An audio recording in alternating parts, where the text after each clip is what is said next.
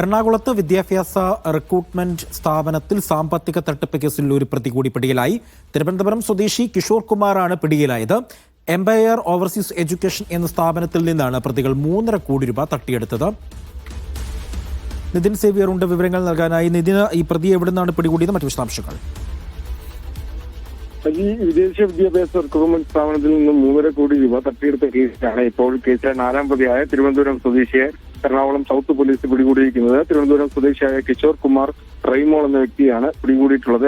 Empire overseas education സ്ഥാപനത്തിൽ നിന്നാണ് ഈ പ്രതികൾ 13 പ്രതികളാണ് കേസിലുള്ളത്. ഇവർ 3.5 കോടി രൂപ അവിടെ നിന്നും തട്ടിയെടുക്കുകയും പിന്നീട് പ്രതികളുടെയും അവരുടെ ബന്ധുക്കളുടെയും അക്കൗണ്ടിലേക്ക് പണം മാറ്റുകയും ചെയ്തിരുന്നു. പ്രതിയുടെ മുൻകൂർ ജാമ്യാപേക്ഷ കോടതി തള്ളിയതിനെ തുടർന്നാണ് ഇപ്പോൾ ഈ 4ാം പ്രതിയെ പോലീസ് തിരുവനന്തപുരത്തെ വീട്ടിൽ നിന്നും പിടികൂടിയത്. നേരത്തെ കേസിൽ 1ാം പ്രതി സുജിത്തിനെ പോലീസ് പിടികൂടി റിമാൻഡ് ചെയ്തിരുന്നു. ശരി, നിതിൻ സേവ്യറാണ് വിവരങ്ങൾ നൽകിയത്.